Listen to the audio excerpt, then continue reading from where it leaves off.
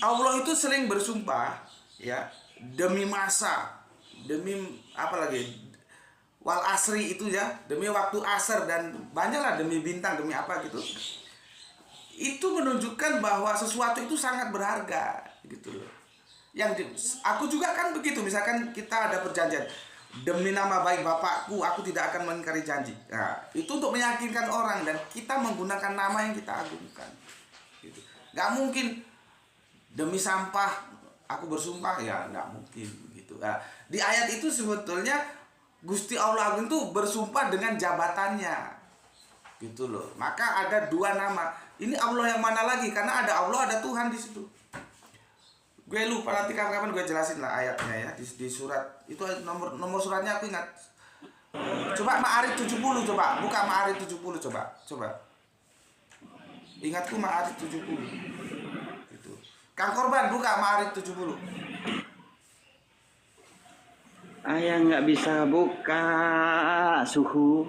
Waduh, saya juga nggak bisa nih. Kalau saya buka keluar dari penjara.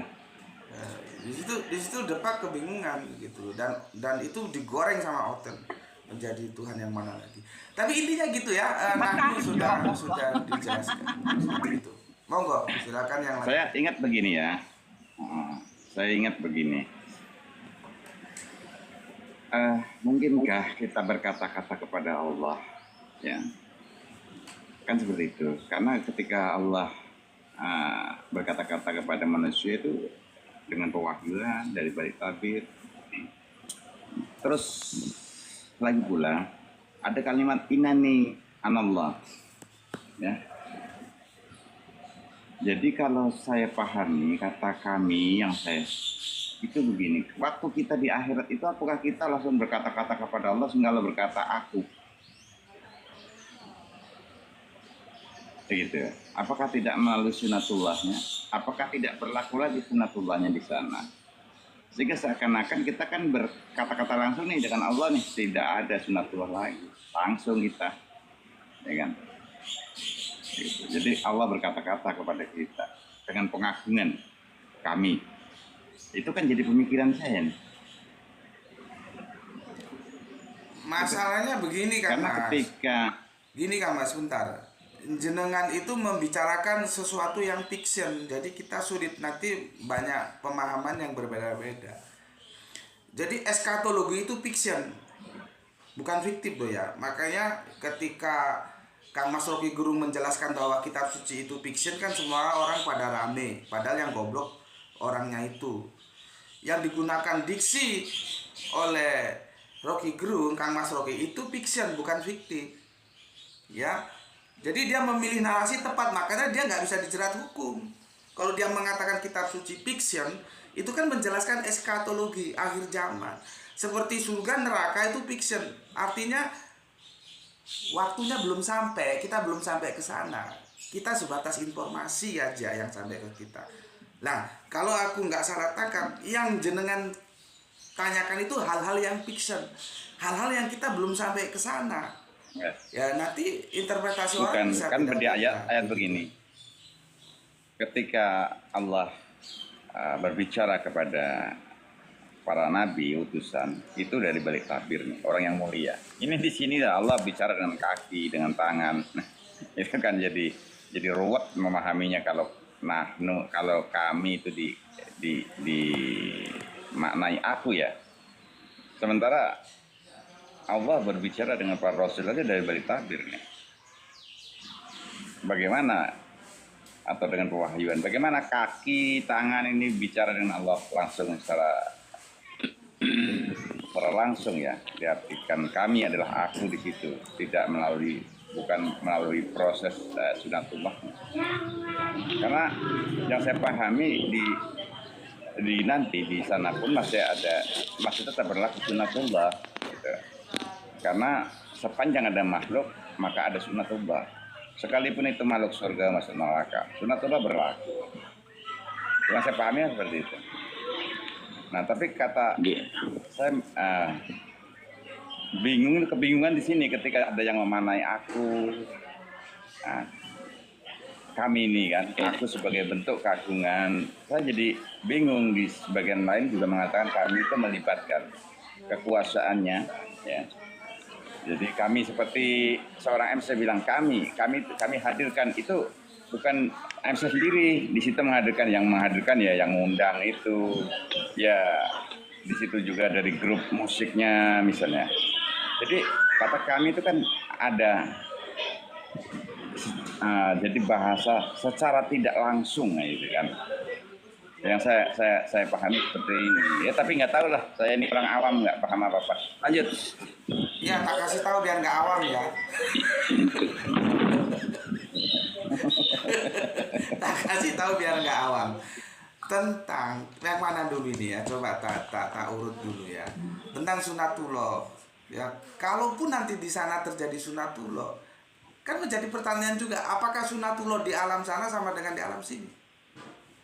Makanya aku bilang tadi, jenengan ketika kita mengutip Yasin 65, itu kan eskatologi yang fiction, yang kita belum sampai ke sana.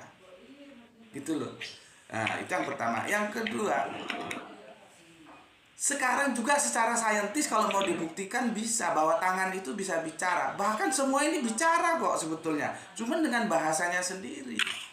Mulut itu bisa berbohong, tapi anatomi tubuh kita yang melakukan itu nggak bisa berbohong.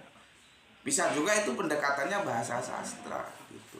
Kalau tadi dikaitkan dengan tabir, ya itu kan yang ada sekarang ini. Nanti apakah ada tabir ya kita belum tahu gitu loh. Dan itu proses pewahyuan, dan kata-kata wahyu itu juga tinjauannya beda. Kalau dia ditinjau dari etimologi atau terminologi beda ya. Ya, kalau wahyu itu bukti ini ada yang nulis RUU 1907 Gus, berarti sesekali dong metode tulisnya dikeluarin gitu. Gue nggak tahu maksudnya metode tulis yang mana, Mas, mungkin bisa diperjelas ya, nanti bisa kita bicarakan lah ya, maunya gimana jenengan. Saya tetap mengapresiasi. Oke, salam hormat untuk Kang Mas RUU 1907. Oke, aku lanjutkan Kang Mas Korban ya. Jadi begitu ya, itu kan masih fiction dia. Nah, sementara wahyu tadi yang jenengan bilang lewat tabir, kita harus hati-hati. Wahyu itu terminologi atau etimologi, karena lebah pun dapat wahyu. Istrinya Fir'aun dapat wahyu. Nah, kalau wahyu secara terminologi kita katakan bahwa itu adalah kata-kata dari Allah kepada Nabi, maka lebah menjadi nabi dan istrinya Firaun jadi nabi, gitu loh ya. Memang bahasa itu begitu, makanya kita tadi kan rame di bahasa. Nah, sekarang kita mendapatkan sebuah catatan kaki. Nanti yang Anda setuju boleh, yang tidak setuju boleh. Bahasa itu dipahami menurut siapa? Maka kalau aku mengatakan bahasa itu dipahami menurut yang mengucapkan, bukan yang mendengarkan, gitu loh. Kata sing misalkan, sing itu siapa yang mengucapkan? Orang Jawa. Mesen kopi sing manis, nah, berarti itu dia minta kopi ke ibu-ibu penjual kopi yang manis. Karena kata sing dalam Jawa itu artinya yang. Pesan kopi nih sing manis, nah, kopi sing manis. Maka yang jualan itu harus tahu ini yang ngomong orang apa? Orang Jawa. Oh, berarti maksudnya dia minta kopi yang manis. Nanti kalau datang lagi orang Osing di ujung timur Banyuwangi sana, itu mereka punya bahasa sendiri, bahasa Osing. Mereka pesan kopi nih sing manis. Nah, itu nanti yang jual kopi harus tahu, oh ini orang Osing, berarti dia pesan kopi yang tidak manis. Jadi bahasa itu dipahami menurut pengucapnya, bukan pendengarnya, gitu. Begitu juga tentang Yasin ya, tentang tangan apa segala bicara. Itu kan kita seolah-olah kan kita menjadi pendengar, itu diucapkan. Nah, itu bahasa apa? Bisa dengan dua pendekatan, bahasa sastra bisa, bahasa realita bisa. Secara saintis sekarang dibuktikan adanya sidik jari gitu ya. Jadi semua itu memang berbicara dengan bahasanya sendiri. Kita punya kates di kebun ya. Dia menunjukkan warnanya kemerah-merahan atau kekuning-kuningan. Itu bahasa dia menyampaikan ke kita bahwa dia sudah matang atau dipuk-puk. Oh ini kalau kita beli durian dipuk-puk. Nah, ini suaranya gimana? Karena durian mentah sama durian matang itu memberikan pantulan suara yang beda gitu ya. Jadi begitu penjelasannya Kang Mas. Nggak tahu jenengan paham atau tidak. Tapi sing juga itu bisa singkatan loh Gus. Waalaikumsalam Pak Budak Angon, silakan naik. Sing itu bisa singkatan loh. Sing endi? Nah, maksudnya itu saking endi, saking pundi, saking dari mana? Nah kan? Kalau saking sing itu juga singkatan. Mbak. Saking itu singkatannya bukan sing loh, Mbak. Saking itu singkatannya king. King pundi. Nah, tapi juga ada kue sing endi. Nah, kalau sing endi kan lengkap. Ya kan gitu. Nah Kan, itu makanya. kan lengkap kalau Jadi sing endi kan bahasa lengkap, itu Mbak. menurut Salah, Mbak. makanya Jenengan pemotongannya nggak tepat. Kalau saya punya pemahaman seperti ini ya. Jadi pada saat di yaumil kiamah nanti, maka tangan kaki ini akan mengatakan kepada semua ya, kepada semua yang menyaksikan di situ sebagai kami itu dilibatkan oleh Allah, segala apa yang bisa melihat akan melihat, segala apa yang bisa mengetahui akan mengetahui akan orang itu dengan perbuatan, dengan tangan kaki yang mereka kerjakan sebagai bukti. Jadi di situ bahkan manusia pun akan mengetahui, melihat ketika kaki menjawab, tangan menjawab, ya, entah dengan bahasa apa yang jelas seperti itu. Tetapi semua itu yang berkaitan akan mengetahui dengan izin Allah. Artinya kata kami di situ bukan aku secara individu, tetapi kami siapapun di situ, ya, yang punya kemampuan untuk melihat atau diberi kemampuan untuk melihat akan melihat jawaban atau dialog antara kaki dan tangan si pelaku sebagai barang bukti. Jadi kami di situ melibat siapapun manusia-manusia yang melihat, ya manusia ya makhluk-makhluk yang melihat, yang misalnya manusia melihat juga buktinya itu dilihat oleh manusia, dipermalukan. Jadi kata kami itu melibatkan banyak.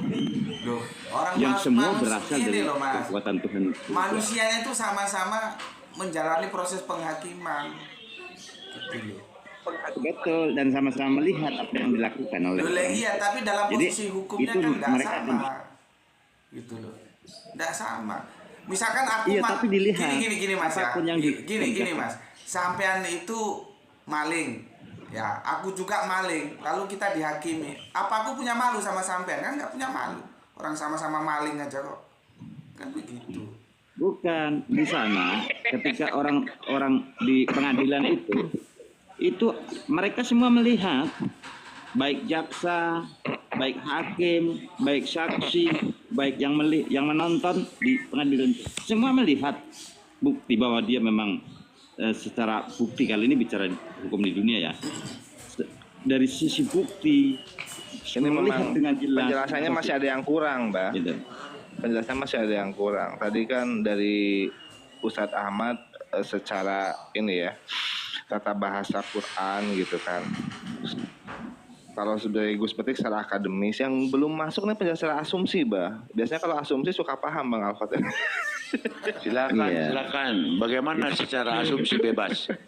Jadi kami di situ itu melibatkan seperti Allah dulu Bang Alfat, asumsi kami, dulu ini jangan oh ya, kan nanya, sampean kan penanya, jangan menjelaskan kalau nanya itu udah nanya menjelaskan ngapain nanya.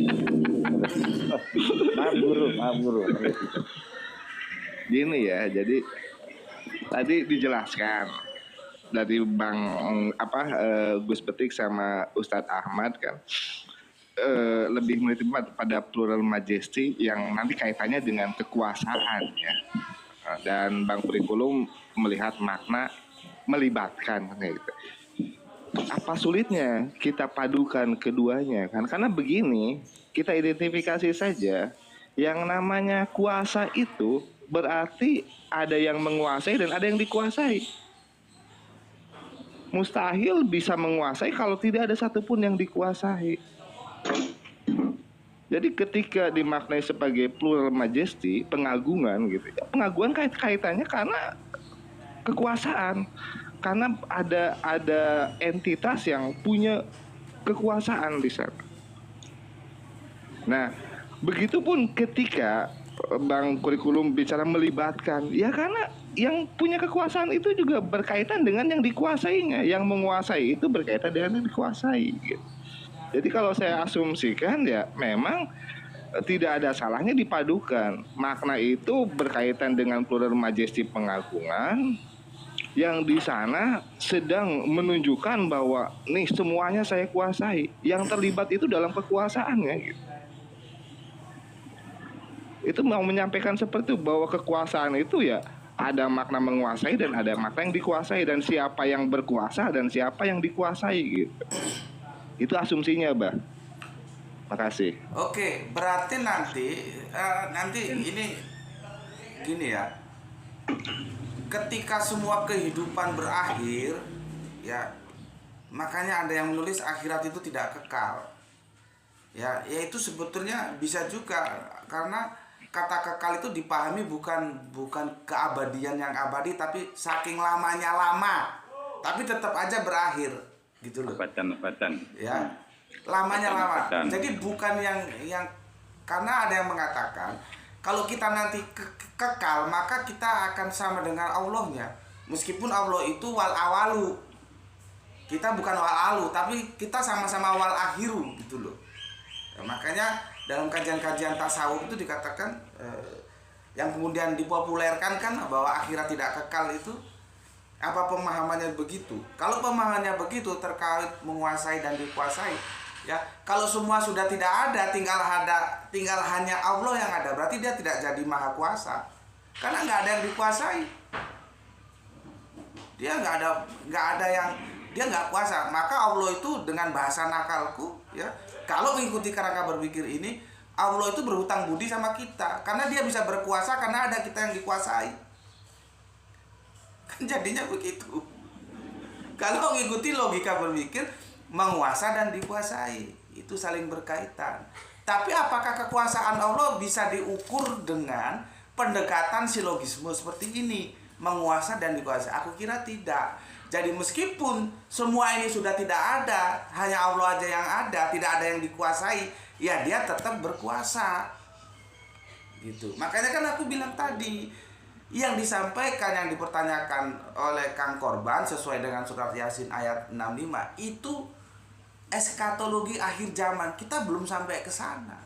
Masing-masing kita menyampaikan argumentasi kita mesti saling tabrak gitu loh.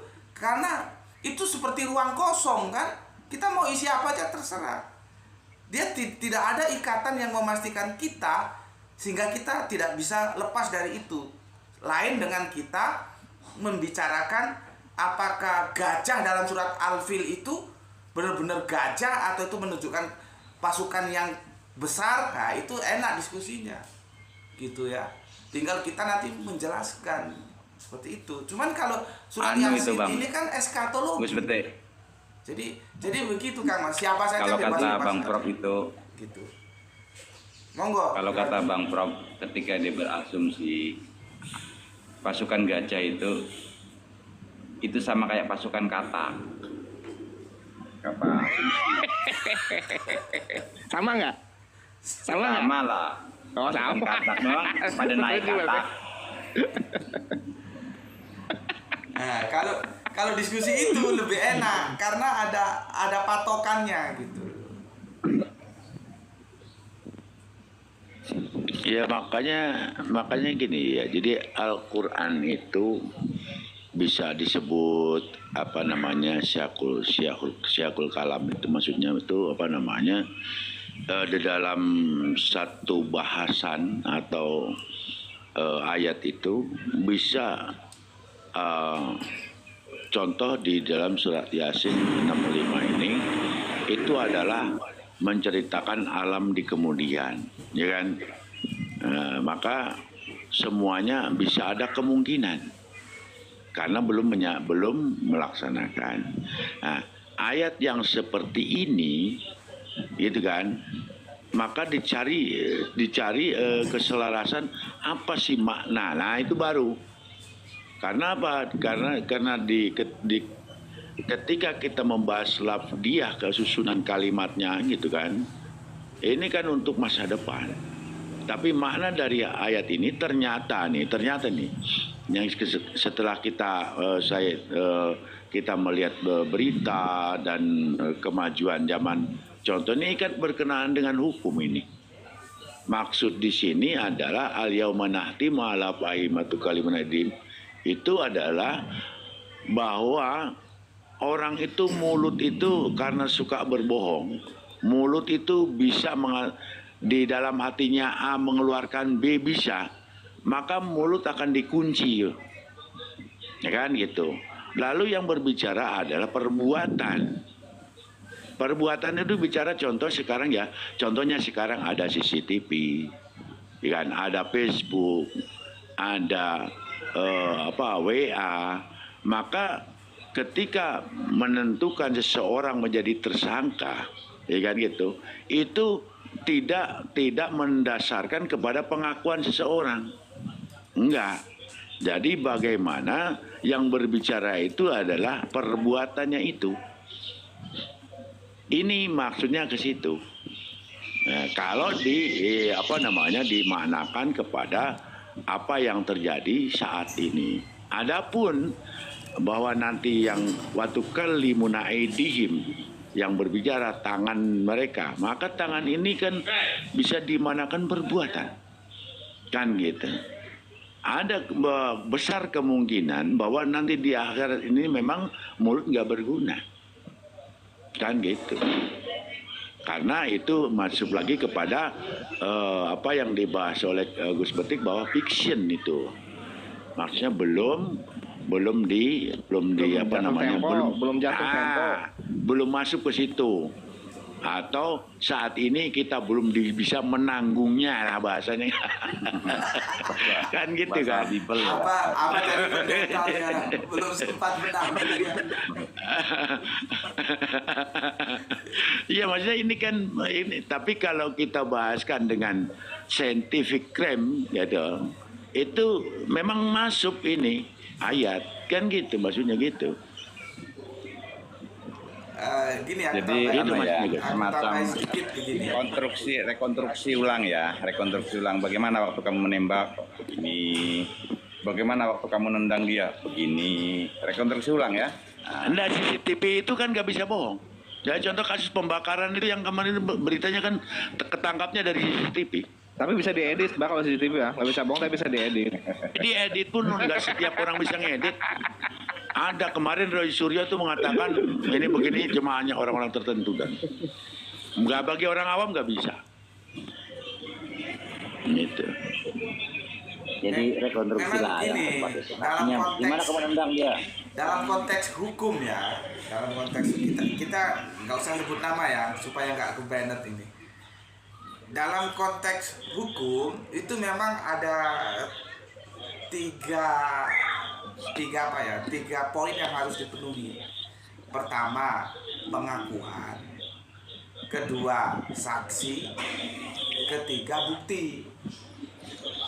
Untuk menjatuhkan vonis terhadap seseorang. Pengakuan terakhir, Gus. Bagaimana? Pengakuan itu untuk sekarang untuk sekarang pengakuan itu enggak didasarkan pertama, enggak penting sekarang ini, karena kalau mengejar dari menyandarkan pengakuan bisa nanti kembali kepada zaman Belanda nantinya. Betul. Saya Orang pernah gua begini, buktiin Bang. dulu, suruh ngaku kan itu.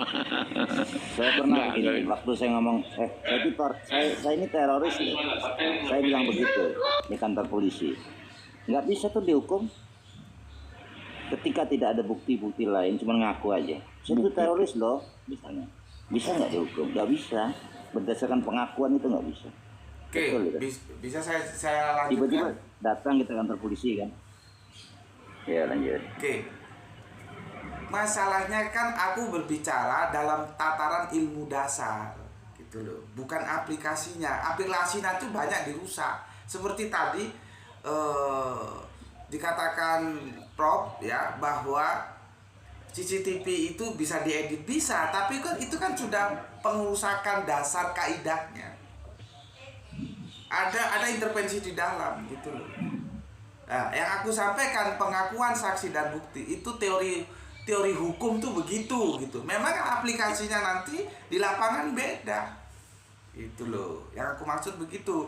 Jadi makanya kalau kita nanti membahas proses penyaliban Yesus itu, kita harus cari korpus deliktinya itu apa. Karena ada korpus delikti, ada locus delikti, ada tempus delikti. Ya, siapa, di mana, apa, mengapa, itu kita harus clear gitu. Itu teori hukum begitu. Kalaupun ada kemudian nanti bisa dirubah-rubah, ya memang manusia bajingan, ya kan bajingan itu kan ada di mana-mana. Orang supaya ngaku digebuki dulu, itu sudah menyalahi teori kan. Atau dianya berbohong. Kalau dianya berbohong masih lumayan, meskipun gue belum tahu layar detektor itu seberapa akuratnya untuk menunjukkan dia bohong atau tidak begitu. Ya, cuman nanti memang bisa di range di antara pengakuan saksi dan bukti, itu range-nya itu level yang utama yang mana. Itu hal lain. Itu yang aku maksudkan. Monggo dilanjut. Izin bicara lah, Jadi mau turun sangat ya. ilmu rekonstruksi ya. Bang Alfat sebentar Bang. Aku mau turun ya. Menambahkan hostnya udah benar sebenarnya penjelasannya ya. Itu kan yang mulut ditutup. Ya, simbolik kan bahwa mulut itu bagian dari hawa nafsu kan yang bisa berbohong, benar hostnya. Tangan dan kaki itu simbolik dari perbuatan yang dia tidak bisa bicarakan, nggak punya nafsu lah gitu intinya, yang bisa buat kesaksian dusta. Jadi gini ya, Al-Quran ini harus dipahami secara tidak pasti, tidak bertentangan dengan hukum alam kan begitu. Harus berkesesuaian dengan fisika, kimia, ilmu ekonomi bahkan ya. Jadi semua ilmu itu merujuk kepada Al-Quran sebenarnya, termasuk teknologi. Ini ada hubungannya sama teknologi yang harus bawakan tuh, benar sekali tuh. Jadi kalau saya bawa ilmu alam ya, yang belajar saat kita belajar fisika, yang disebut kekal itu energi. Energi itu tidak dapat diciptakan dan tidak dapat dimusnahkan, hanya berubah bentuk dari satu bentuk ke bentuk yang lain, dan begitu. Dan ternyata ya orang-orang yang belajar spiritual itu mengakui bahwa manusia ini adalah semesta kecil yang terkoneksi dengan semesta besar. Ya, jadi apa yang kita pikirkan, apa yang kita lakukan itu akan terpancar sebagai vibrasi yang terpancar ke alam semesta. Nah, itulah yang direcord jadi alam semesta itu sebagai servo ya, sebagai servo. Kalau bahasa internetnya itu big data. Nah, itu dia. Jadi sebagai perbuatan buruk itu di dalam Al-Quran dikatakan kan dapat dosa, perbuatan baik dapat pahala, kan begitu. Nah, sehingga yang kita pancarkan itulah yang kekal, yang sebagai energi itu. Dan ternyata energi itu dapat berbalik kepada kita, gitu kira-kira. Makanya kalau kita berbuat baik, ganjarannya ada pahala yang kita tidak tahu nanti bentuk baliknya itu seperti apa. Saat kita berbuat jahat yang menjadi dosa itu akan berbalik. Sehingga orang Buddhis itu paham sekali tentang ini. Ya, sehingga itulah yang dikatakan mereka itu karma. Ya, jadi perbuatan kita itu akan disimpan di alam semesta ya sebagai big data, menjadi karma tergantung apakah kita melakukan perbuatan baik ataupun perbuatan buruk. Itu akan kembali kepada kita dan itulah yang kekal. Saya menambahkan aja ya, host. Makasih ya. Iya. Saya izin Terima dulu. kasih, terima kasih. Bang Tut, Iya, belajar assalamualaikum. dari mana itu Bang Tut? Betul nih. Untuk bahas penyaliban saya memang khusus tantangannya ke Juma tuh buka masker. Kalau Gus Betik sepertinya sudah paham. Saya nggak mau bahas penyaliban dah. Makasih ya. Cila. Atau mutakcila ya antum. Ya nggak tahu lah, saya nggak bersekte, saya nggak bermazhab. Saya izin ya, assalamualaikum. Waalaikumsalam warahmatullahi wabarakatuh, saudaraku. Bu Milvia, kopinya sudah siap kah? Kami OTW ini. Enggak. Waduh, beneran ini. Bikin cemburu aja nih.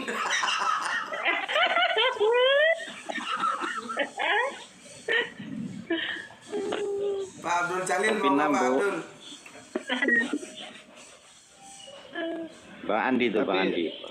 Tapi masuk juga tadi penjelasan The Truth ya, dalam sudut pandang ini ya, ilmiahnya gitu, sudut pandang ilmiah. Nyimak dulu Gus, nyimak. Bang Andi tuh, Bang Andi sebagai mutakzila awam. Terkait nanti rekam jejak, terkait kita tuh di apa ya, pertanggungjawaban kita tuh akan melibatkan rekam Itu jejak Bang gitu. Andi Nesia coba. Belum kedengar itu paparannya. Apakah bawa virus apa bawa ini vitamin? Wah, ini dalilnya numpuk nih Indonesia. Ya. Monggo Bang Indonesia. Tapi nakal juga sih. Dalil-dalil kenakalan yang dibawa ini pasti. Ya. Ya kitabnya jalan lain. Oh, jalan ini ya kan benar kan dari dalil kenakalan yang dibawa. Tadi Pak Yai Monggo. semuanya saya dari tadi Kurang jeng suaranya, euy. Belum sarapan ketahuan. saya ketiduran Pak Yai, baru bangun ini Pak Yai ketiduran. Oh.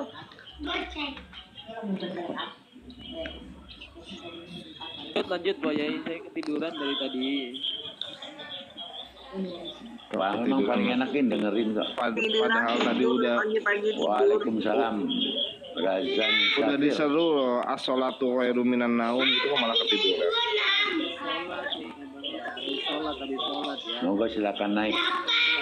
Cak Dikin mau naik, Cak Dikin. Afid.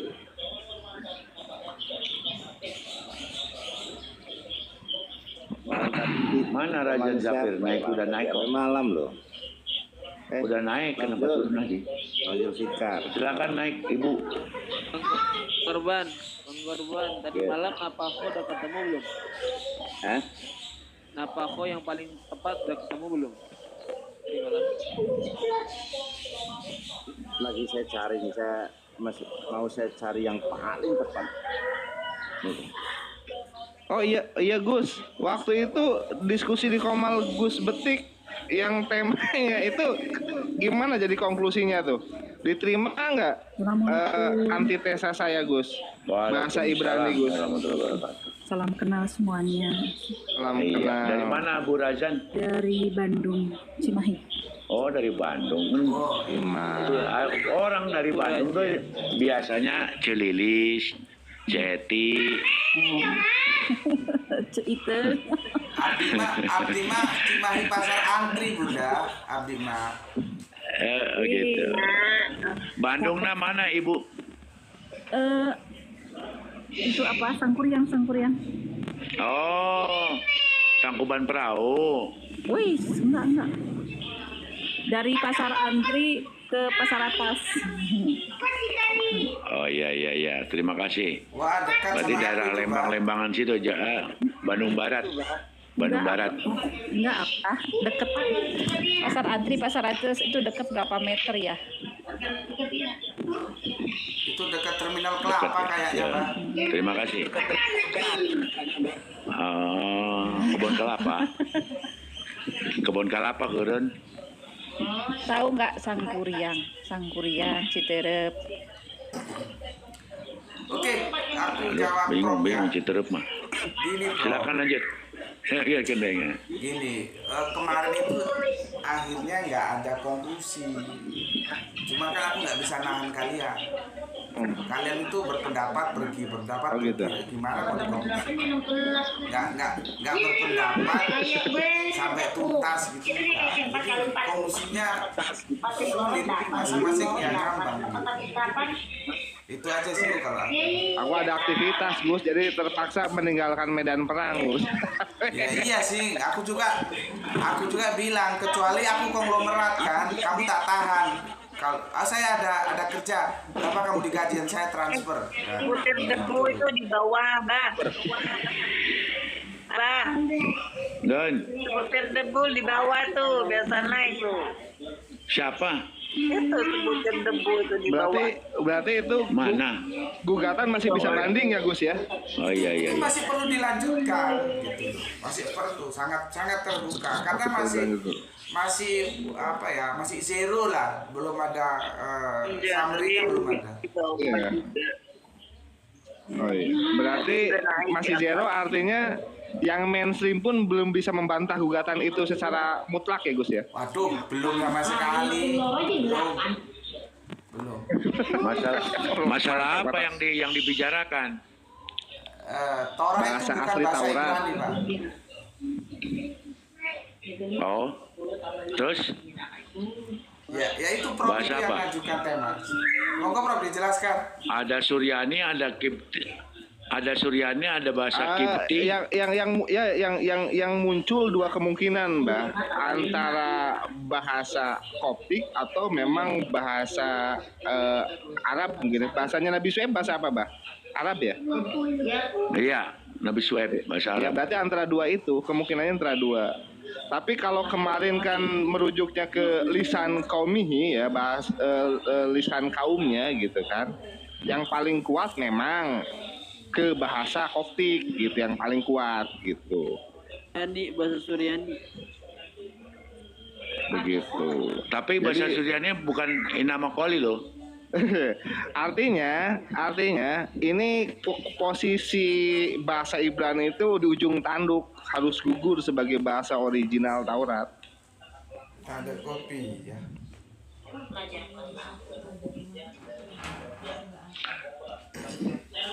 Ya memang ini masalahnya atau apa originalnya nggak ada itu yang jadi masalah, gitu kan? Nggak ada itu, nggak ada apa maksudnya? Nggak ada itu, nggak ada apa? Nggak ada dukungan kuat maksudnya gitu, bahasa Ibrani nggak dapat dukungan kuat ya dari ini ya. Memang kalau dari wamayur salin mursalin atau apa gimana? Wamayur silu mursalina illa bi lisan kaumin itu kalau di situ bahasanya emang harus bahasa kaumnya Nabi Musa itu apa gitu. Itu kemarin, Mbak, yang apa ya, di akhir-akhir saya sebelum turun, saya sempat agak tergelitik ya. Kok disamakan kaum dengan bani ya? Padahal kaum itu maknanya beda, bani itu maknanya beda. Kalau dipaksakan harus ini ke apa ya, bahasa yang dikuasai Bani Israel, ya berarti bukan bahasa kaum, jadi bahasa bani gitu kan. Sedangkan kaum dan bani itu maknanya pasti beda gitu. Bang Andi, Monitor Bang Andi. Hadir. Saya punya pengertian sementara ya Bang Andi, tapi salah atau benar ya Allah alam. Jadi ketika kata wa idza sawahu aku tadi ketemu kalau Wa nafa'tu min ruhi, di situ kan begini ya. Jadi roh di situ bisa bermakna keterangan, penerangan, ya, keterangan, ya. Artinya kalau bicara tentang nafa itu berarti asupan, nutrisi. Sesuatu ketika diberi keterangan, maka paket yang dikirimkan itu adalah jenis nutrisi atau asupan. Ya. Ketika Allah memberikan roh dalam arti kata keterangan, ya, sehingga malaikat itu sujud karena dia mendapat keterangan, penjelasan, ya, ilmu, kan begitu. Maka jenis nafako ini adalah asupannya. Bahasa lain dari asupan atau nutrisi yang diterima, isinya yang datang sebagai asupan pengetahuan atau nutrisi, tapi pemahaman sementara ya. Jadi nafak untuk itu. Gitu. Ini kan dampaknya gini. Dampak daripada nafako ini nanti dampaknya itu apakah kan jelas bukan kholako sama jahat. Kecil kali suara antumnya, ketahuan masih awam sudah tak gila. Itu kan bukan kholako sama ja'ala nafako. Nanti dampaknya itu kebagaimanaan dia itu. Nafako itu asupan. Ruhnya itu asupan. Iya, ruh itu siapa maksudnya? Ruh itu kan keterangan, bisa bagaimana keterangan, penjelasan atau ilmu lah dalam bahasa lain. Ilmu itu setelah menjadi pengetahuannya, ketika roh itu adalah macam penjelasannya yang nanti akan menjadi ilmu, kemudian diistilahkan dengan ilmu. Kholik atau makhluk? Ketika gini caranya gini, mungkin gini loh.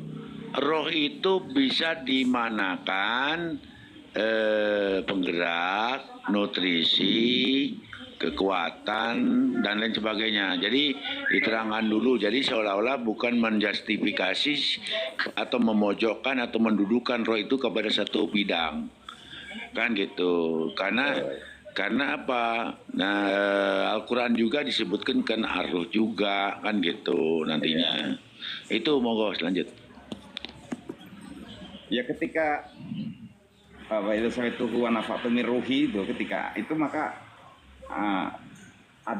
malaikat itu sujud itu kan karena dia sudah ditentukan asupan, keterangan, penjelasan untuk pengetahuan.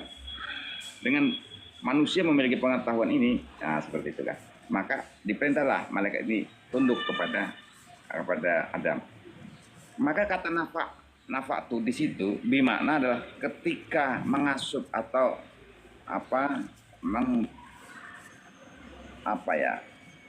bahasa kerennya apa istilahnya, memberikan asupan itu, memberikan asupan atau kan memberikan nutrisi itulah nafatu. Tapi ini saya sementara ya, saya tadi sudah bilang makna yang paling tepat satu kalimat langsung dipahami saya belum dapat. Yang kerennya tuh mentransformasi gitu kan. Bisa menyuplai. Supply. Bang ya, aku cari korelasi saya. Falamma auhayna. Cilik suaranya ora kungu, nggak kedengeran, suaranya kecil.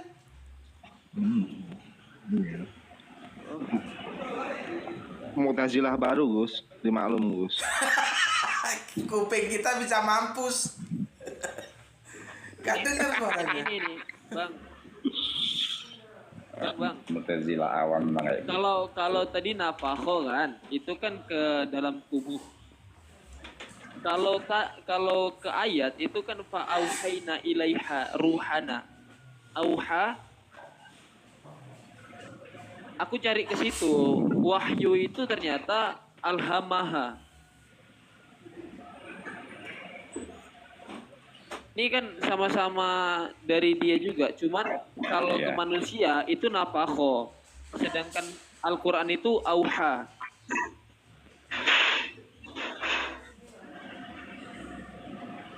Mampus lah, pusing lah. Nah, ketika pada Adam, bagi sawaitu wa nafa'tu min ruhi itu, pada Adam kan, juga nafaknya itu min ruhi. Jadi roh itu adalah penjelasan yang dari Allah, min ruhi.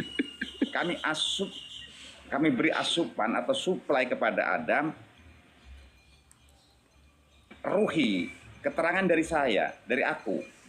Kalau saya maknanya begitu, saya suplai kepada Adam penjelasan, keterangan, ilmu dari saya. Karena miruhi itu artinya ruh Allah, pengetahuan, keterangan, petunjuk dari aku Allah. turun, Bah. Mau ke Sanggar, Bah. Di nafsu Waalaikumsalam warahmatullahi wabarakatuh. juga. Memang kalau kata ruh di sini ruhi artinya sebagai keterangan, penjelasan, pengetahuan, kekuatan yang miliknya miruhi. Ketika dinafakkan itu menjadi disuplai. Jadi nafak di sini dalam sementara saya memahaminya dia adalah bentuk suplai darinya yang bentuk ruh dalam bentuk pengetahuan, bentuk keterangan, bentuk energi, bentuk apa saja. Begitu. Nih Bang, kalau kan ini ya manusia para rasul itu kan pertama sudah melalui itu kan, lalu sudah punya sam'a besar udah kan, sudah punya sam'a dan sudah punya sam'a sama besar. Lalu setelah sudah melalui itu, Orang genah suaranya. ya udahlah. Ngomong apa antum itu? Ya ampun, Mu'tazilah awam ini.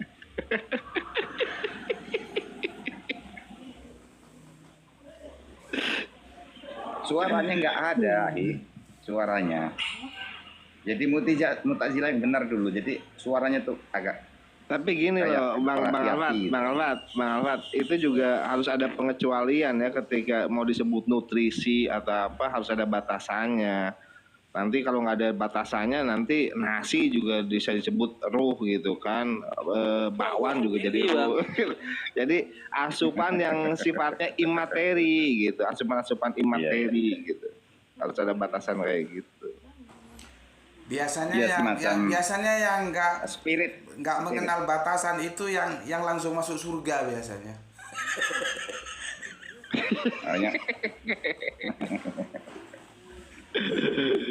Ya dalam bentuk-bentuk spirit ya, bukan dalam bentuk-bentuk. Iya, berarti kan imateri kan, berarti ya, dalam batasan imateri. Terus terang. Ini nafak itu di situ adalah supply. Terus terang diskusi pagi ini diskusi paling spektakuler ini. Tajuknya ke kanan ke kiri kemana-mana. Iya karena sejak serong kiri ini. Itulah. Kalau naik tebing, karena tebing itu nggak boleh lurus. Gini loh. Memang kalau diskusinya itu tidak mengarah, ini kan sebetulnya harusnya apakah akan kita bahas itu adalah susunan kalimatnya, kan makna lafdiahnya, apa ma'aninya. Ini memang kan gini, Bah. Kalau masuk Bang Alfat, itu pasti tema tuh jadi jurus kodok, Bah. Ini Abah salah, bukan surat Yasin, Bah. Jurus kodok gitu, Bah. Jadi gitu, jadi ketika kita kalau kita membahas itu, jadi ini bahasanya apa sih sebetulnya kan gitu. Nah kalau nanti disenggol ke lafad, berarti kita ruang lingkupnya kan tentu ke tasrif menasrif kan gitu nantinya. Andi itu suka dendam, Mbak. Gara-gara semalam bahas nafako ini, dia dendam muncul di sini mau nanya. Antum sudah tahu belum maknanya yang sebenarnya? Itu dendam kesumat, Bang Andi itu, Mbak. Dibawa-bawa ke Pemalaba. Yang bingung kan jadi Abah ini. Bang. Ada korelasi antara wahyu sama hayyu. Aduh, nggak bisa nangkap suaranya kecil. Suaranya kecil banget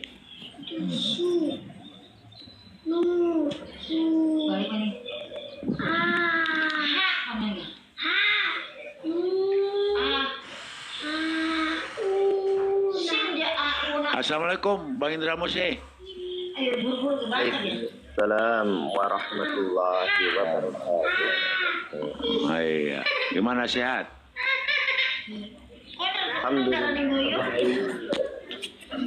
Alhamdulillah. Iya. Waduh, ini padahal asiknya ada Bang Indra Mose nih, tapi aduh waktuku nggak banyak nih, nanti aku turun lagi. Bang Indra Mose kemarin sedang ngajuin apa namanya pengajuan untuk jadi Mu'tazilah, tapi masih saya pertimbangkan dulu. Saya jengkel ketika ada debater Muslim mengatakan tauhid dan akidah dan hakikat Tuhan Islam dan Yahudi sama, yang beda hanya syariat.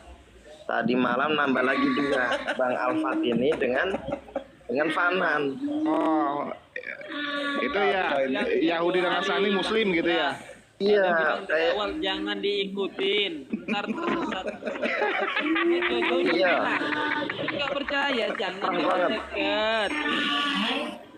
Pertanyaannya, apakah ketiga orang ini punya satu guru yang sama? Atau salah satu dari ketiganya adalah gurunya gitu loh. Kan malam ya Jangan ikut campur. Antum terseret, jangan. Oh iya. Terseret antum. Terakhir Bang Indra, antum tahu semua gini. Nanti terakhir, antum tahu semua tapi nggak bisa ngomong sama siapapun. Kamu sama batu aja. Terakhirnya pakai ilmu belajar ilmu bahasa batu. Kita mulai belajar banget. Assalamualaikum Abah semuanya. Waalaikumsalam. Izin mute di sini noise. Monggo ya. Ayat dalilnya ayat yang mana bagi saya ya? Pokoknya aku lihat tuh satu ayat itu aja dibolak-balik diutak-atik. Yang kalau kita dapat itu kayak sesuatu gitu. Kalau satu ayat. Yang amanah billahi wal yaumil akhir itu ya? Itu masih kelas pertama itu buat Bang Indra Musa. Itu kan pakai ayat itu kan, pasti kan satu ayat itu aja dibolak-balik gitu kan. Ini enggak di surat Al-Burud ayat 8. Di surat Al-Burud itu kan ada kaum Musa ini, kaum Nabi Isa yang jauh dari masa kenabian Isa alaihissalam dan sebelum datang pula masa kerasulan Muhammad SAW. Di situ kan disebut mukmin.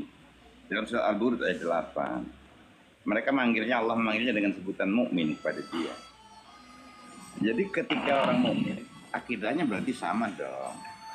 Karena itu kan saya yakin juga bahwa akidah yang diturunkan kepada Musa, kepada Ibrahim, kepada Musa, kepada Isa, Daud, Sulaiman, kepada Rasulullah itu satu akidah. Jadi ya satu akidah. Permasalahan nanti penyeleweng oleh oknum itu kita bicarakan nanti. Tapi secara akidah yang diturunkan oleh para nabi kan benar. Kemudian ada penyelewengan, ini lain cerita. Kasuistik namanya. Itu. Jadi akidah yang diturunkan pada Rasulullah ini sama satu akidah. Adapun nanti ada penyelewengan pada umat Islam, ini kasuistik. Bahasanya beda. Itu yang saya maksud. Bang Indra baru mau menerima tapi masih malu-malu kucing tentang saya menerima. Asa Islam dengan Yahudi sama, gimana sama Yahudi sama? Ya itu nanti lama-lama sama aja seabrek ayat Quran loh. Begini, kalau saya jawab sama, saya jadi salah. Dijawab lain, saya jadi salah. Karena kita menyamaratakan. Padahal di antara mereka itu man amanah. Kata man amanah barang siapa? Ada nggak? Nggak ada. Berarti mereka nggak sama. Tapi ketika man amanah, man barang siapa? Man sopulong amanah kang iman billahi maring Gusti Allah. Nah, kata man di situ menjadi kunci. Ketika ada yang demikian, ya sama. Ketika nggak ada, ya jadi beda. Jadi kalau saya jawab sama secara merata, saya jadi salah. Kalau saya jawab tidak sekarang sama, orang Yahudi sekarang Bang, orang Yahudi sekarang itu yang di Palestina itu. Jadi amanah billahi wal yaumil akhir apa enggak? Nah itu kasuistik namanya, berarti orangnya enggak. Sebenarnya ajaran mereka seperti itu. Ajaran mereka ajarannya enggak, orangnya iya gimana? Itu dia. Ini sudah nular. Ini penyesatan ini. Penyesatan ini dari orang yang berdebat itu. Gus Indra, jangan bilang belum tanggal Yahudi Wanasoro ini. Penyesatannya sudah melebar. Bang Al udah kena penyesatan ini. Harus diobati. Ini masalah besar di TikTok ini. sekelas Bang Al saja bisa itu. Bisa menyatakan Yahudi sama dengan Islam tuh. Sekelas Bang Al. Dia punya ilmunya nggak waktu mengatakan sama. Jadi begini lah ya. Oh, jangan tanya dia punya ilmunya, wong dia aja bilang saya ini belajar, jangan dikira saya nggak belajar, sama aja Begini Bang jawabannya. Indra, maksud saya pemahaman. Begini ya. Kalau saya katakan Ya ente sama, ngumpul aja lah, ngumpul bertiga itu. Sama Fanan sama dia, pas. enggak. Kalau saya begini beda. Kalau dikatakan sama secara serampangan, saya jadi salah. Tapi kalau dikatakan tidak sama secara serampangan, saya jadi salah. Itu jawabannya. Maka di situ kata Allah, bahasa Quran itu bagus sekali. Man amanah. Man Ya man amanah, bukan man amanah, man amanah. Panjang itu hamzanya. Amanah. Kata Gus ini kalau sedang membaca Itu dibantah di surat Al-Baqarah 140 Bang Alfat. Oh, Bantahan dibantah itu sama sendiri. profesor. Kamu gimana? Memang Makanya betul kata ini makanya Bang kalau Prof. ngomong Yahudi dan Nasrani itu jangan cuma 1-2 ayat, abrek ayat. Benar. Karena di Satu ayat. sini ada kata man loh. Yahudi yang man. Makanya kalau Dia man itu jadi amana acuan. billahi wal yaumil akhiri, amana billahi itu gimana cara beriman kepada Allah? Caranya gimana? Berarti acuannya bukan Yahudi Nasraninya, tapi iman kepada Allahnya. Lah kalau iman kepada Allah sih bukan Nah, Yahudi kata Bang Nasrani, Ali itu iman kepada Allah itu Sunda, langsung. Batak juga nggak masalah gitu. Man amana billah ini gimana caranya beriman kepada Allah kalau tidak melalui nabinya? Dalam sabiinnya kalau Batak. Maka itu masuk sabiin karena dia waktu itu nggak dapat Coba begini saya tak tengahin ya, gitu kan. Burung akan bertengger pada sejenisnya. Ya udah burung bangkai ya bertengger sama burung bangkai memang. Gini cara membahasnya ketika Yahudi wan Nasoro wasobiin itu padahal itu man amanah di situ kepada Yahudi ketika orang itu Yahudi itu mengikuti kitabnya Nabi Musa alaihissalam. Man di situ tuh, man di situ lagi Nasoro kepada Nasrani yang mengikuti kitabnya Injil Nabi Isa alaihissalam. Apa Yahudi itu maksudnya apa? Orang yang mengikuti Musa, ya kan? Nabi setelahnya, sebelum kedatangannya Nabi Isa. Sebelum kedatangannya Nabi Isa. Bah, kita keroyok aja. Nah, wan nasoro artinya apa? Tatkala Nabi Isa datang, ya harus ikut Nabi Isa. Nah, itu maksudnya. Apa ya? Man di situ di situ. Innaladina amanu. Nah, ketika Nabi Isa sudah dinasak sama Nabi Muhammad, ya man amanah maksudnya yang hari ini beriman kepada Nabi Muhammad. Tapi Bang Alfa gitu Bang Indra. Bang Alfa tuh Benyamin Netanyahu juga mukmin katanya. Salah. Enggak. Beda itu. Bukan begitu. Dijamin kampret Nyahu mukmin gimana? Netanyahu punya itu kemana gitu? Mereka nggak mukmin. Kalau mereka bertauhid, mereka nggak mukmin katanya. Ini Prof. Mereka itu Prof, muslim. Udah bener Prof. Ini udah ketularan Bang Al. Dia bilang hunya kemana? Ini yang ada lagi nih. Netanyahu punya itu kemana itu loh.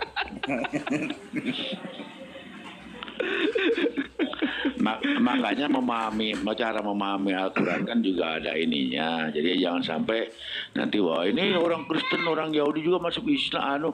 Yang penting kan beriman kepada Tuhan, kepada Allah kan. Nah, ini salah. Madhabnya madhab al-Ghufraniyah. Ini akhirnya ke situ. Al-Ghufraniyah. Jadi ketika ditanya bagaimana Yahudi masuk Islam, masuk surga enggak? Nasrani bilang, ya masuk kan masing-masing sudah ada gardunya. Masing-masing ada gardunya. Masa dipaksa-paksa Paulus Yohanes yang di Vatikan juga mukmin katanya Bang. Parah nanti Nasrani yang taat kepada mereka, kepada nabinya itu sudah muslim sebelum datang Islam, sebelum datang Rasulullah SAW sudah muslim.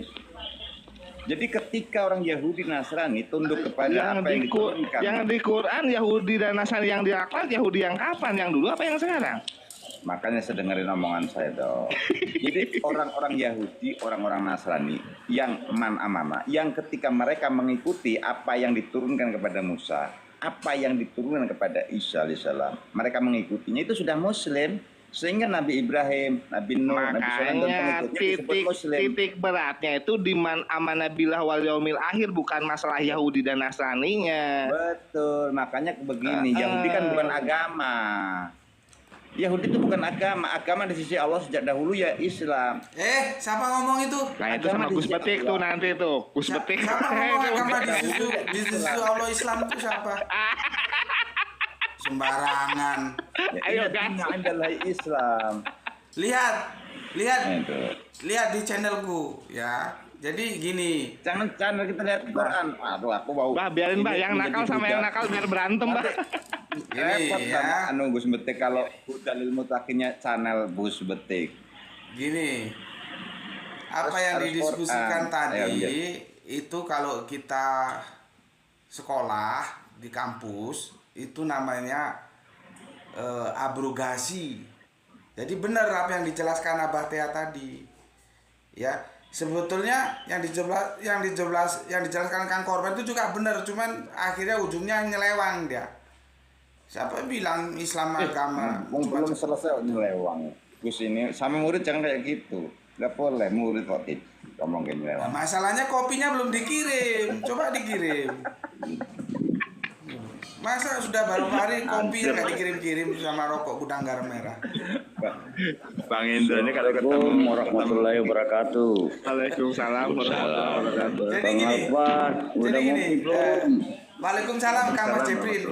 Jadi begini, sebetulnya sudah ada mau titik temu tadi, cuman karena kita nggak terlalu serius guyon-guyon, tapi ya nggak apa-apa lah, masa serius-seriusnya ini. Abah Tea tadi sudah menjelaskan sama teman tadi kemana? Keluar dia. Sebetulnya keluar dia, nggak ada lagi. Itu benar ya. Jadi begini, yang perlu ditegaskan ada tempusnya, ada tempus deliktinya gitu ya. Orang-orang dulu itu disebut Muslim, iya, nggak disebut Islam. Islam itu nanti baru muncul di abad ke-6 ke-7 sebagai proper, sebagai nilai Muslim. Tapi kemusliman itu sudah expired.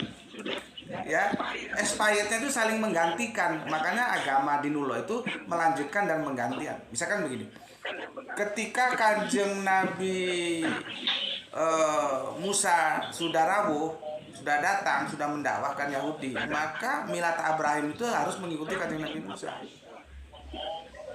Begitu juga ketika Kanjeng Nabi Isa turun membawakan Nasrani, maka Yahudi itu harus menjadi Nasrani.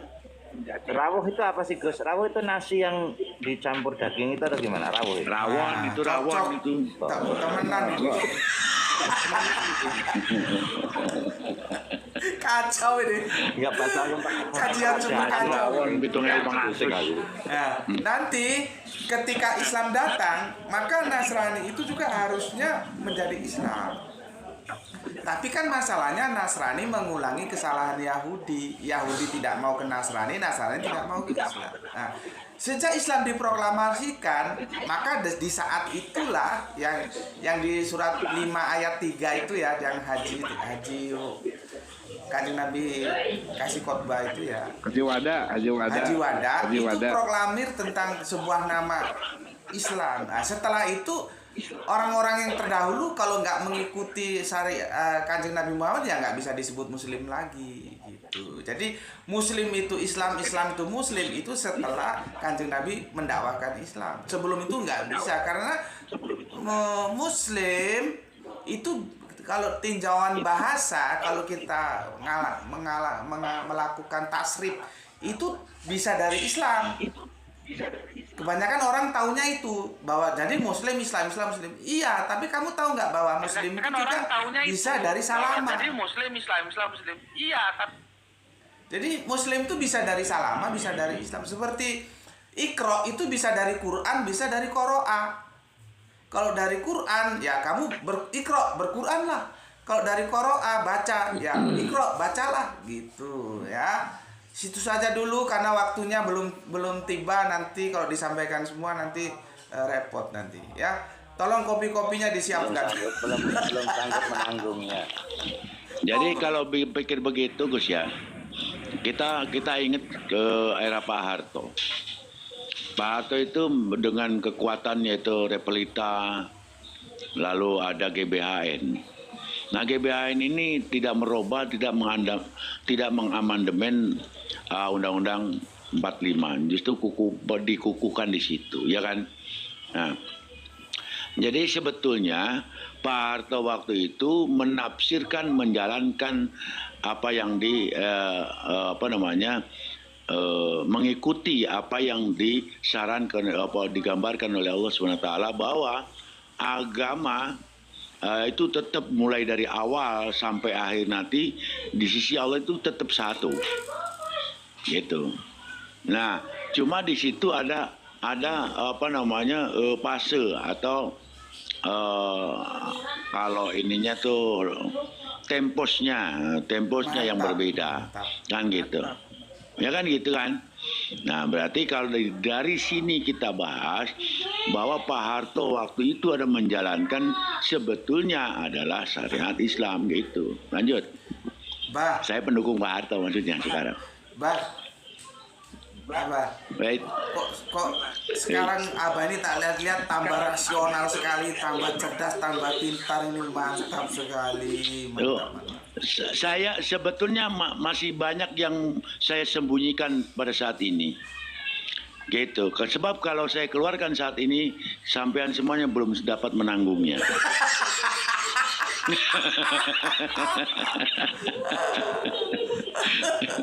Mantap. Assalamualaikum warahmatullahi wabarakatuh. Waalaikumsalam warahmatullahi wabarakatuh. Gus Ramli. Saya merah 2. Merah betul, merah Gus. Ya lanjut aja Abir, Prof, Gus Betil yang belum tersentuh. Apa di kakeknya Free Benjamin, kakek, aduh mana nenek ini. Lanjut. Udah langsung Gus Ramli. Yahudi sama dengan akidah Islam. Sinyal merah ini. Oh, sinyal merah. Abah, semuanya abang-abang izin turun. Terima kasih buat semuanya. Kok saya masuk turun dah, belum ya. Ya selalu ya buat semuanya.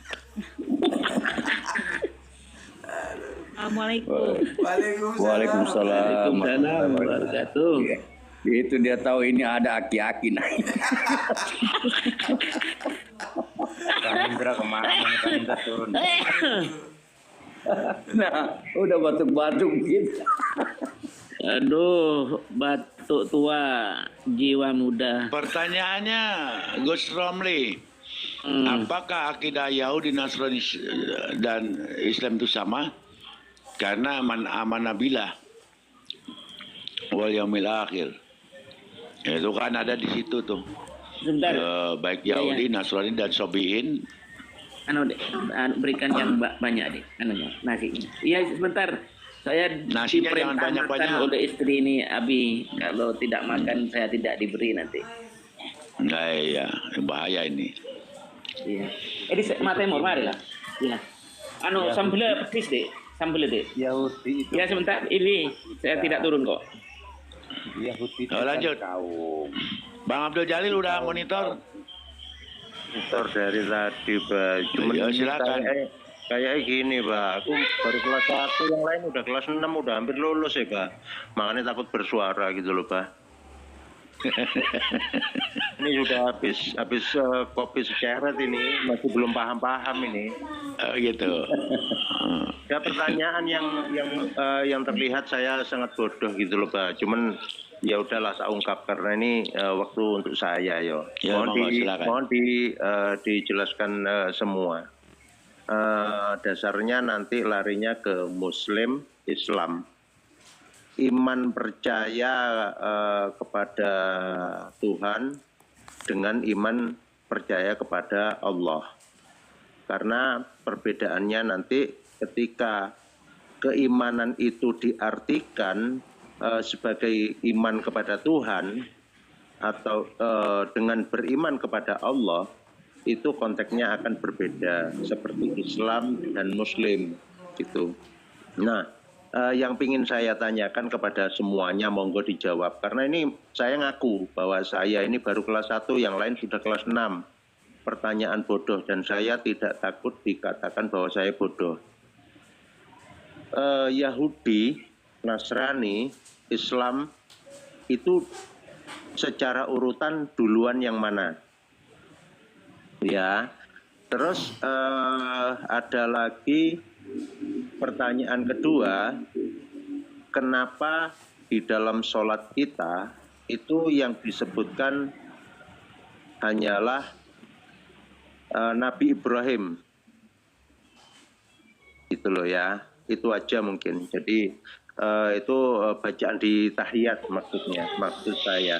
Jadi kenapa Assalamualaikum ayuhan nabi warahmatullahi wabarakatuh, Assalamualaikum warahmatullahi seterusnya. Jadi mungkin udah nangkep ya, karena pertanyaannya gerambiang nih.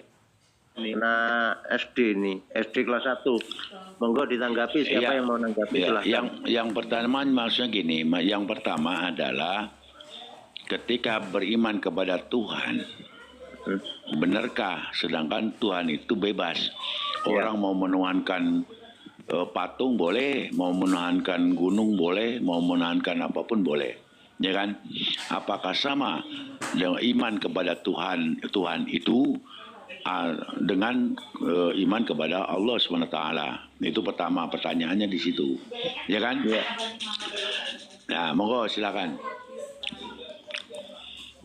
Yang mau jawab. Oke. Saya jawab nih. Sebelumnya. Jadi pertanyaan tadi. Oh silakan. Siapa? Jangan rebutan. Ya saya sedikit aja. Kalau dia ngatakan di kelas 1. Kopinya. Kau apa Enggak, saya sedikit aja. Kalau saya kelas 6, kalau Bang Prof itu kelas 7. Yang masalahnya begini, Bang Prof itu kelas 7, saya kelas 6, antum kelas 1. Anak kelas 6 tuh kelas 6 dalam kebodohan. Berarti saya lebih besar gitu loh. Saya kelas 6 dalam kebodohannya. Itu jawaban saya. Lanjut. Aduh, tidak mengarah ke topik ini Bang Alfat. Bang Alfat ini kan yang ditanyakan sebenarnya ke Bang Alfat itu. Gak apa-apa, Pak Jeffrey. Kalau kopinya telat memang begitu dia. Gak apa-apa, biarin aja. Ngopi yang kental-kental kopinya Bang Alfat.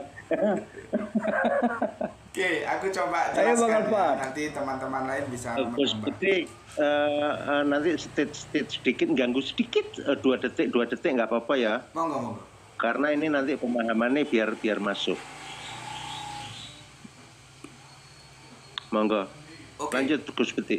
Oke, begini tentang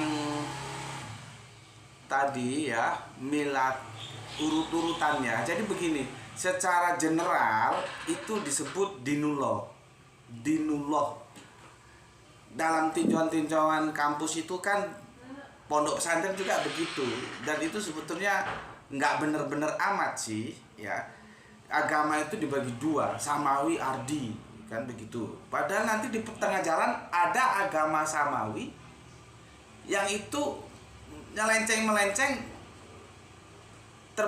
terkontaminasi dengan ardi gitu.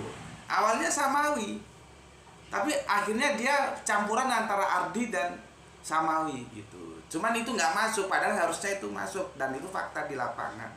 Ya, jadi di kampus-kampus, di pondok pesantren biasanya agama itu cuma dibagi 2, agama ardi, agama samawi kan gitu.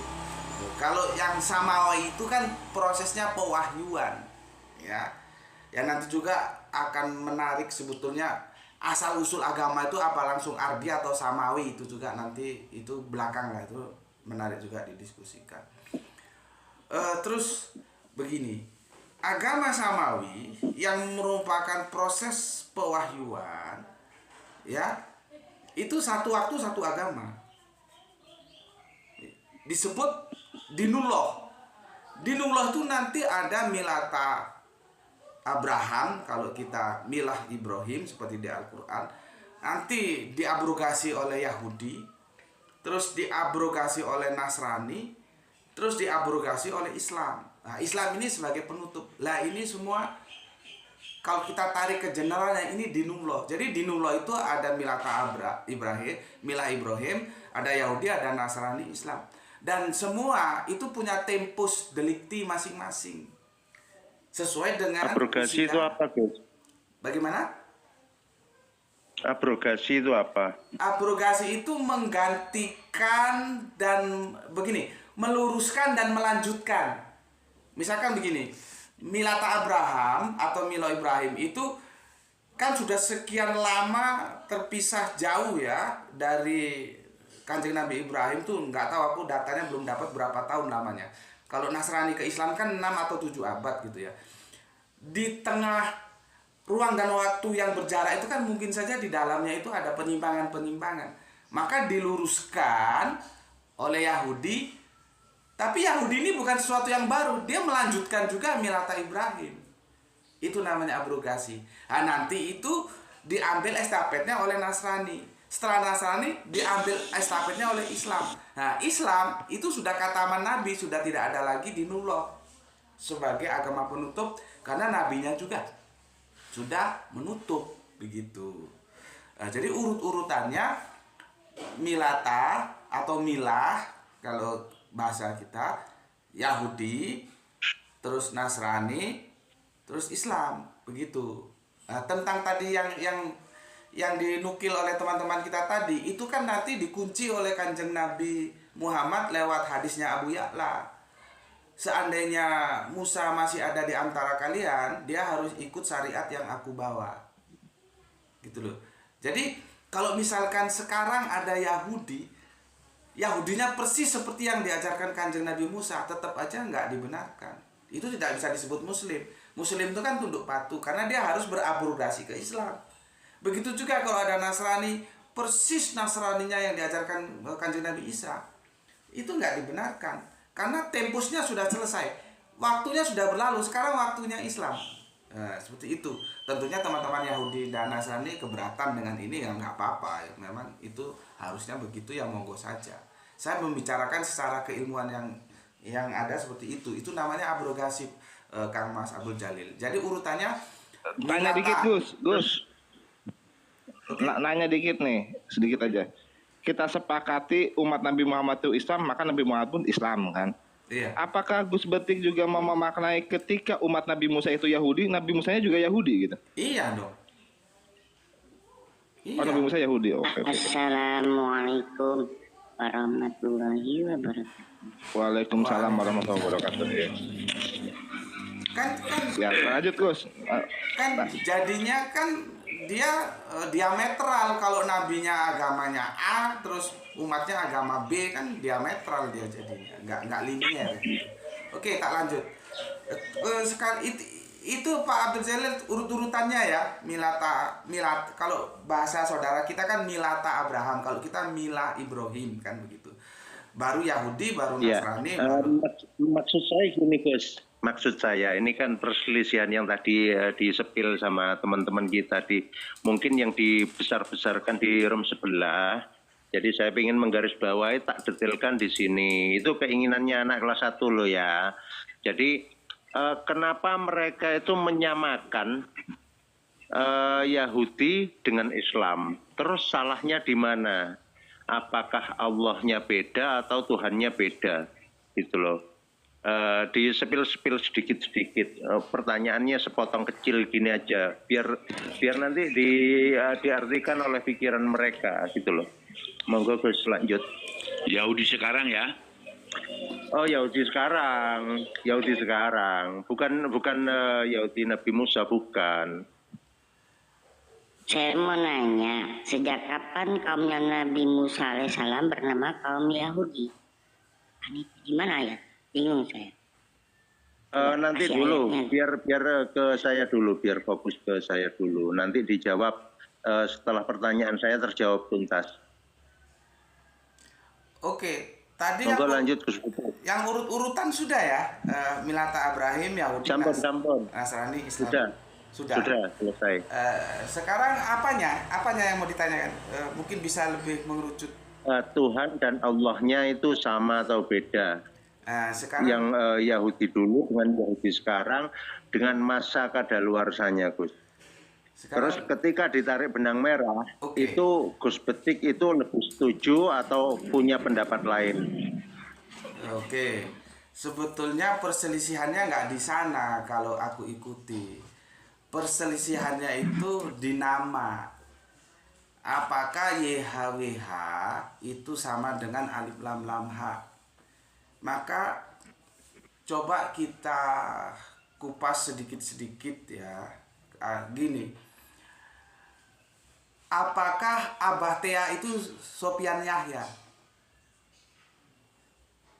Maka kita lihat KTP-nya. Ada hal-hal itu yang tidak liar, yang tidak harus diisi oleh Sopyan Yahya dan Abah Tea. Misalkan lahirnya di mana, bapaknya siapa, ibunya siapa.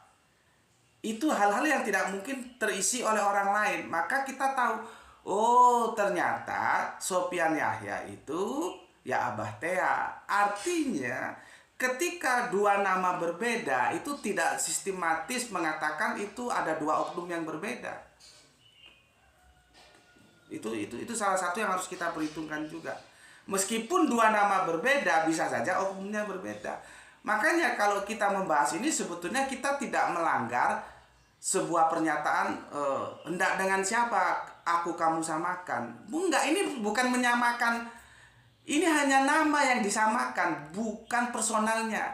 Karena YHWH ya dan alif lam nama itu nama, tapi personalnya ya itu. Cuman saudara kita menyebutnya YHWH, kita menyebutnya alif lam lam H.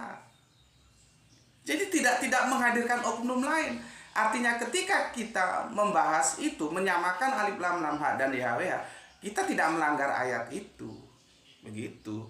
Sekarang kita ketemu aja, kumpulkan Yahudi dan Islam, kita diskusi baik-baik, nanti ketemu itu substansinya sama. Kalau kita masuk dalam aturan-aturan misalkan wal awalu wal akhiru sama, beranak atau tidak nanti sama. Cuman kita harus paham, karena pemahaman anak ini kembali ke gaya bahasa sih ya, bahwa Israel itu anak Allah itu bukan anak secara genetika, itu